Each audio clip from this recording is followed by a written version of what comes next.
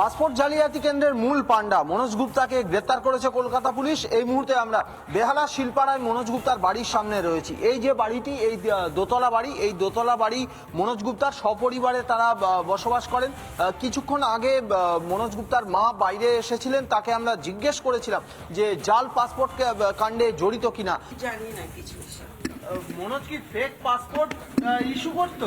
আমি জানি না। মনোজ কতদিন ধরে বাড়িতে ছিল না?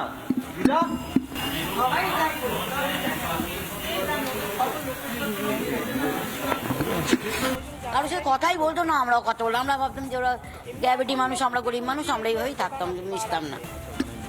কতদিন এনারা এখানে বসবাস করছেন? কতদিন হবে সেটা বলতে পারবো না। 26-27 বছর। 26-27। মনোজ গুপ্তার শখের বাজার এলাকায় একটি রেস্টুরেন্ট রয়েছে। রেস্টুরেন্ট যে বাড়িতে, সেই বাড়ির ফার্স্ট ফ্লোর এবং সেকেন্ড ফ্লোরে ট্রাভেল এজেন্সির ব্যবসার আড়ালেই চলতো এই জাল পাসপোর্ট চক্র। এমনটাই আপাতত কলকাতা পুলিশ সূত্রে জানা যাচ্ছে। ভিডিও জার্নালিস্ট আলী হোসেনের সঙ্গে সৈকত, রিপাবলিক বাংলা, কলকাতা। এই যে দোকান, এই দোকানের আড়ালেই জাল পাসপোর্ট চক্র, আর সেই দোকানে ঢু বেড়েছিল রিপাবলিক বাংলার প্রতিনিধি। কি ছবি সে তুলে ধরেছে দেখুন।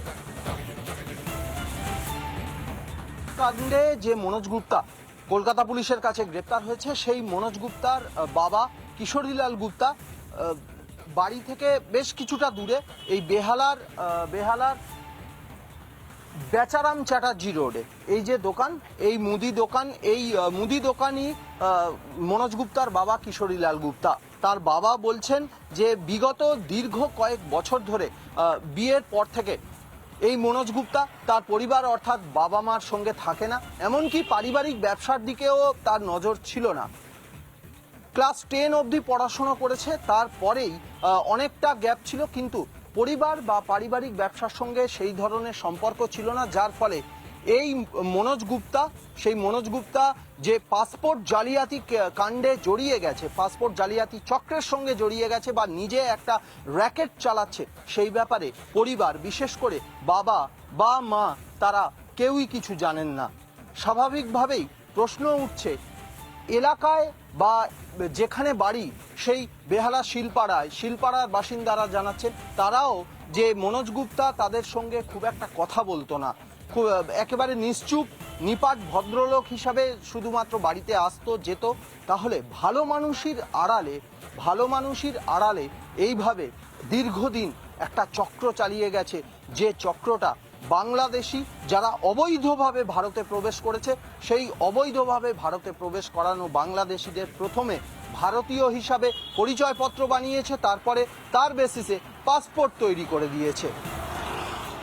এবং ছেলের এই ধরনের কার্যকলাপ বা এই ধরনের কাণ্ড কারখানায় সম্বন্ধে সম্পূর্ণ বলতে গেলে অজ্ঞ তার বাবা। তিনি বলছেন সাজা যদি হয় হয়তো সাজা হতে পারে, কিন্তু কার্যত ছেলের ব্যাপারে রীতিমতো উদাসীন মনোজ গুপ্তার বাবা কিশোরীলাল গুপ্তা। ভিডিও জার্নালিস্ট আলী হোসেনের সঙ্গে সৈকত, রিপাবলিক বাংলা, কলকাতা। নানা ধরনের কন্টেন্ট দেখার জন্য লাইক করুন, শেয়ার করুন আমাদের ফেসবুক পেজ, সাবস্ক্রাইব করুন আমাদের ইউটিউব চ্যানেল। পাশাপাশি অন্যান্য ব্রেকিং নিউজের জন্য অবশ্যই চোখ রাখুন রিপাবলিক বাংলায়।